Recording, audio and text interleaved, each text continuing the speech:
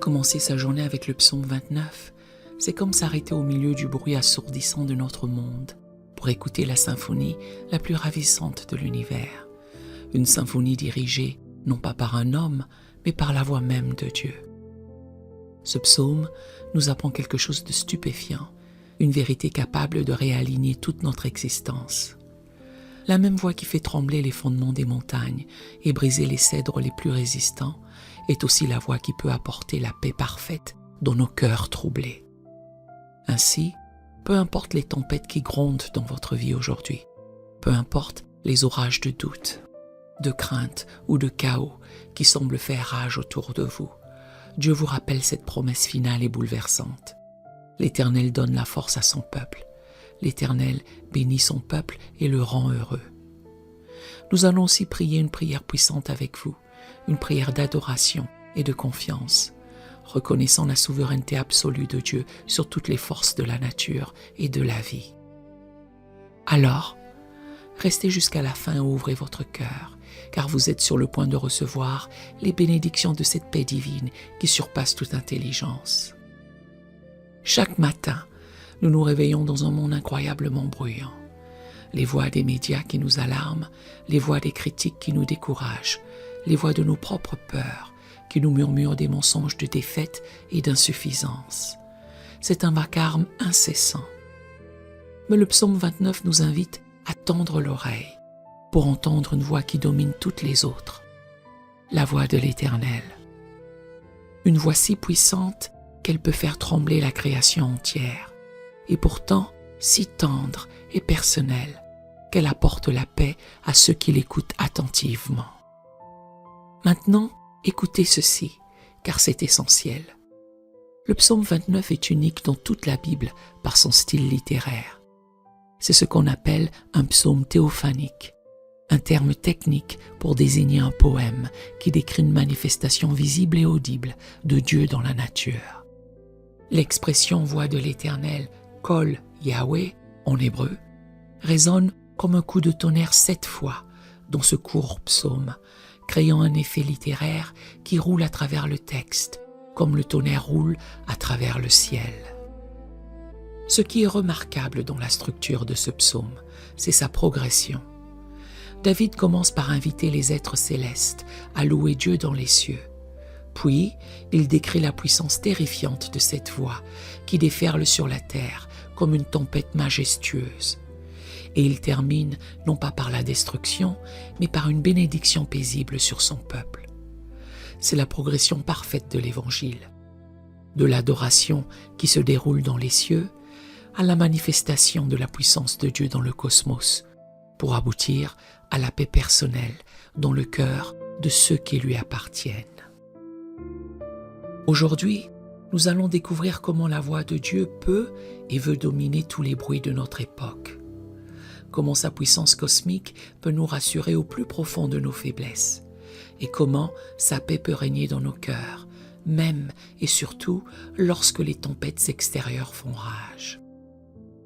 Le psaume s'ouvre par un rappel qui transcende notre monde terrestre, un appel à l'adoration céleste. C'est comme si David ajustait la fréquence de notre radio spirituelle sur celle des cieux. Il commence « Fils de Dieu, rendez à l'Éternel gloire et honneur. Rendez à l'Éternel gloire pour son nom. Prosternez-vous devant l'Éternel avec des ornements sacrés. » L'expression hébraïque « Fils de Dieu » Béné Elohim désigne littéralement les fils des dieux, ou plus précisément les êtres célestes. David ne s'adresse pas à nous au début de ce psaume, il s'adresse aux anges, aux séraphins, à toute la cour céleste.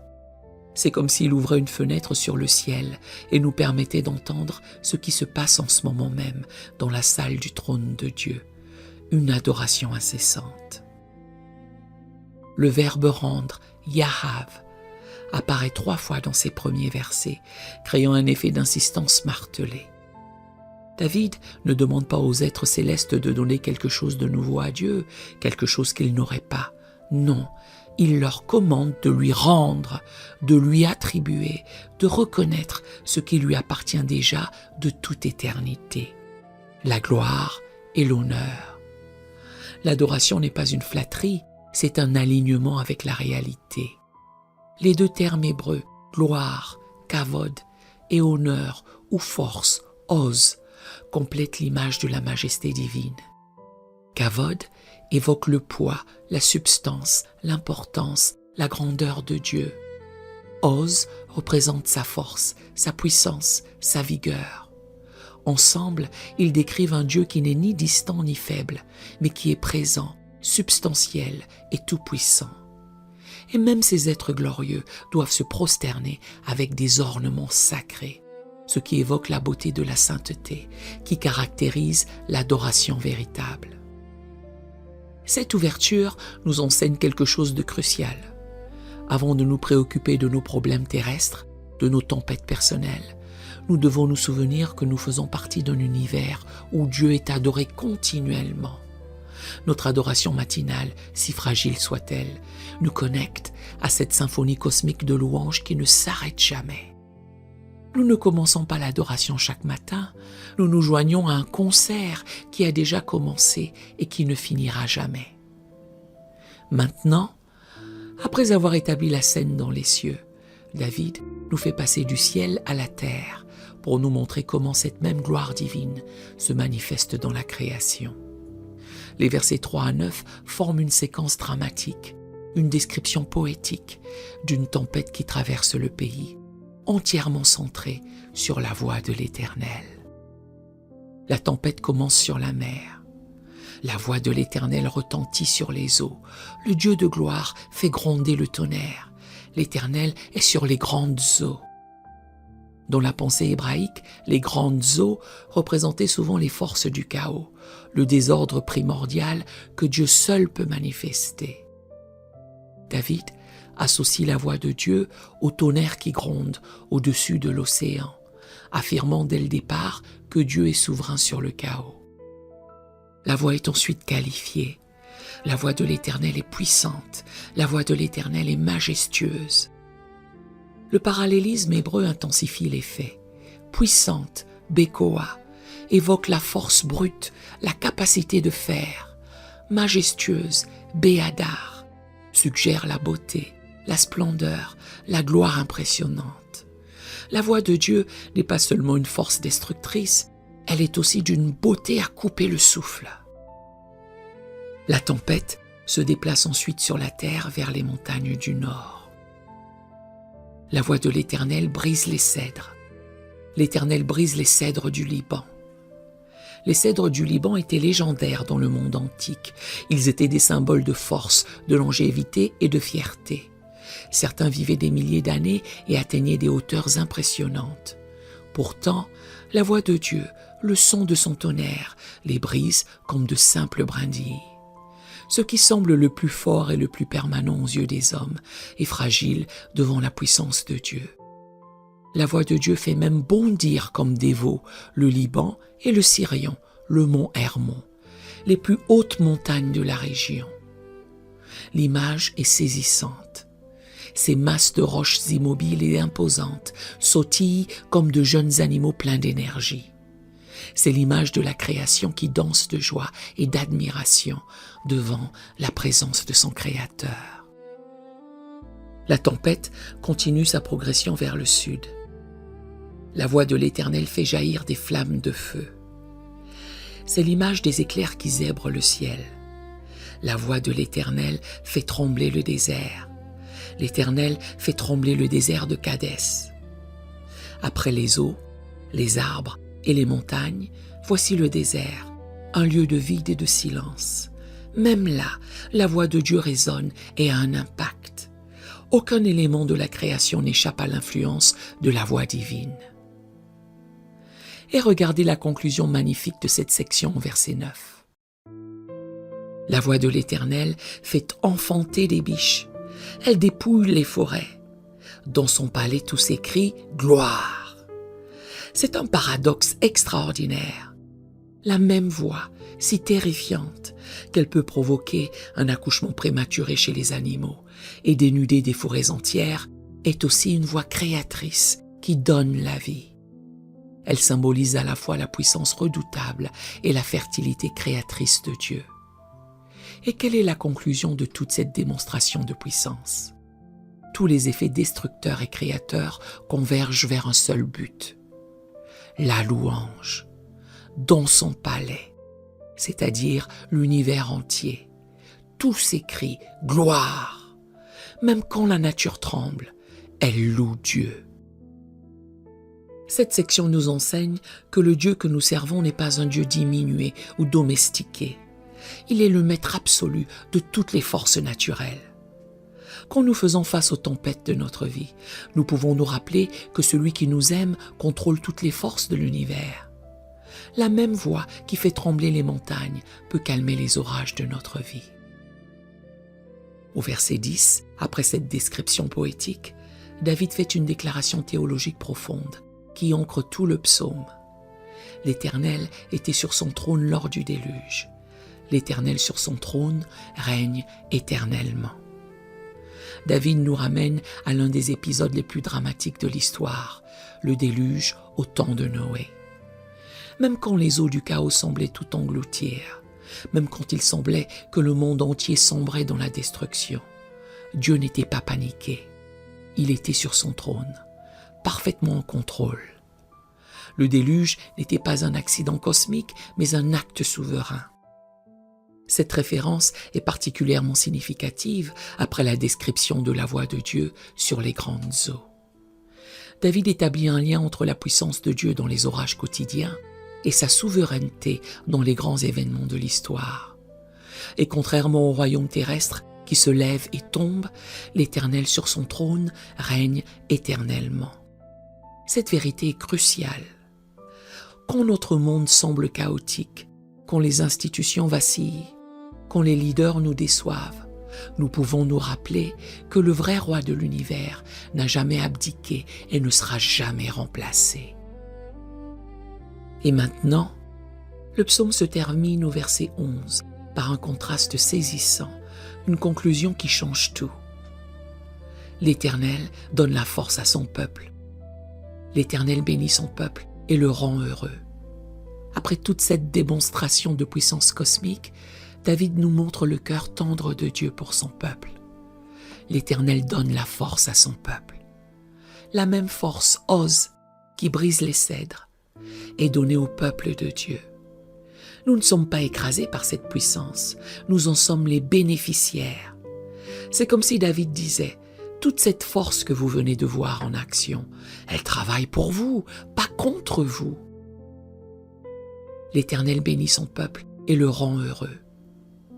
Le mot traduit par « rend heureux » est « shalom », ce mot hébreu si riche qui évoque la paix, la complétude, l'harmonie parfaite, le bien-être total. C'est le contraste ultime. Le Dieu dont la voix fait trembler la terre apporte la paix parfaite à ceux qui lui appartiennent. L'ironie est magnifique. Tandis que la nature tremble devant la voix de Dieu, son peuple trouve en cette même voix sa source de paix. C'est toute la différence entre être en rébellion contre Dieu et être en relation d'amour avec lui.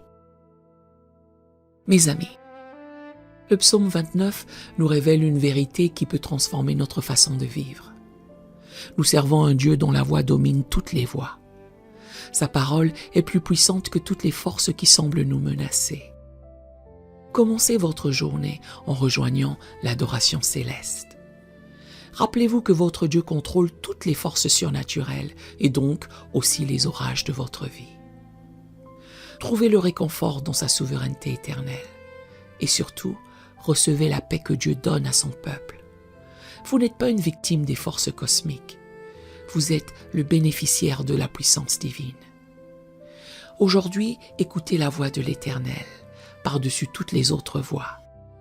Laissez sa parole dominer vos peurs et trouvez dans cette voix toute puissante la source de votre paix parfaite. Maintenant, à tous ceux qui entendent ma voix, allons au Seigneur en prière. Prions cette prière de reconnaissance cosmique en adorant le Dieu dont la voix domine toutes les tempêtes et apporte la paix parfaite. Père Tout-Puissant, Roi éternel, Maître de toutes les forces de l'univers, Je viens devant toi aujourd'hui, avec un cœur rempli d'émerveillement et d'adoration. Tu es le Dieu dont la voix fait trembler la création. Et pourtant, tu m'invites à t'appeler Père. Ta grandeur me confond et ton amour me console. Avec les fils de Dieu, avec tous les anges qui t'entourent, je rends à l'Éternel gloire et honneur. Je me prosterne devant toi, non avec des ornements extérieurs, mais avec un cœur purifié par ta grâce. Seigneur, ta voix retentit sur les eaux. Quand les orages de ma vie grondent, quand le chaos semble vouloir m'engloutir, je me rappelle que ta voix domine tous les bruits. Ta voix est puissante, ta voix est majestueuse. Elle combine une force qui peut tout détruire et une beauté qui peut tout restaurer. Ta voix brise les cèdres, les problèmes qui me semblent aussi solides que des forteresses ne sont que des brindilles devant ta puissance. Tu brises les forteresses de mes craintes et tu déracines les arbres de mes inquiétudes. Tu fais bondir les montagnes comme des veaux, les obstacles qui me paraissent insurmontables dansent devant toi comme des occasions de révéler ta gloire. Dans ton palais, et mon cœur est ton temple, tout s'écrie gloire. L'Éternel était sur son trône lors du déluge. Quand mon monde semble submergé, je me rappelle que tu n'as jamais perdu le contrôle. L'Éternel sur son trône règne éternellement. Dans un monde où tout change, tu demeures le roi incontesté.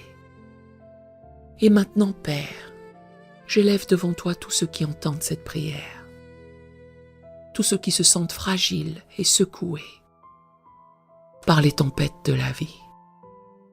L'Éternel donne la force à son peuple. Pour celui ou celle qui se sent faible aujourd'hui, dont les genoux fléchissent et le cœur est las, déverse ta force divine. Sois sa vigueur. Pour ceux qui sont épuisés par les luttes, qui ont l'impression de se noyer sous les vagues des mauvaises nouvelles et des difficultés, renouvelle leur esprit. Sois leur souffle.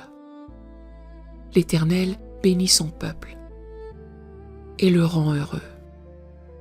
Pour celui ou celle dont le cœur est une mer agitée par l'anxiété et la peur, que ta voix se fasse entendre et dise « Silence, tais-toi !»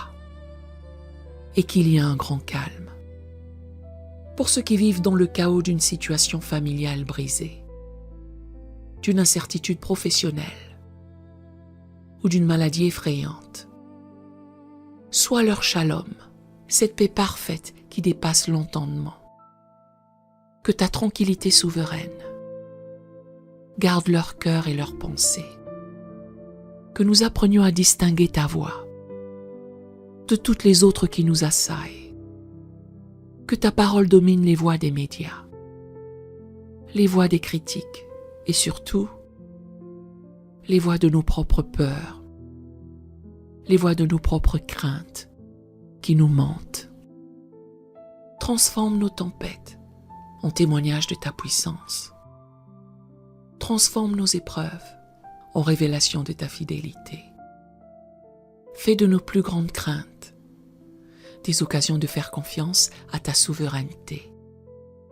Au nom de Jésus-Christ, la parole éternelle, celui qui a calmé les tempêtes d'une parole et dont la voix ressuscitera les morts, je scelle cette prière de paix divine.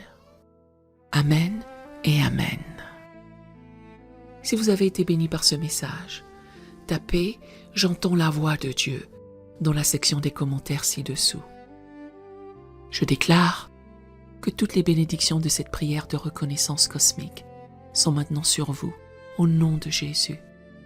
La voix de l'Éternel domine toutes les voix de votre époque. Sa parole est plus puissante que tous vos problèmes.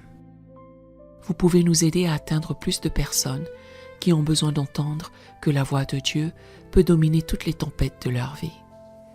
Vous pouvez le faire en partageant cette méditation avec un ami ou un membre de votre famille qui traverse des moments difficiles et qui a besoin d'être appelé de la souveraineté absolue de Dieu, et en cliquant sur le bouton j'aime.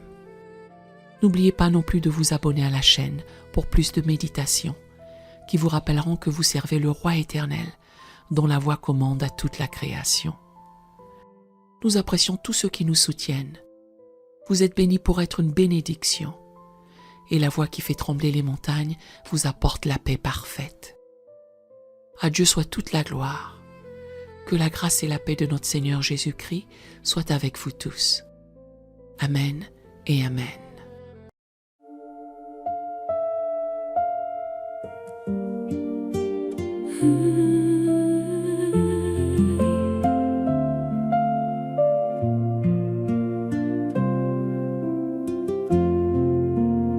J'ai cru que je savais, j'ai tracé mes propres routes, confiant en ma sagesse, ignorant mes doutes.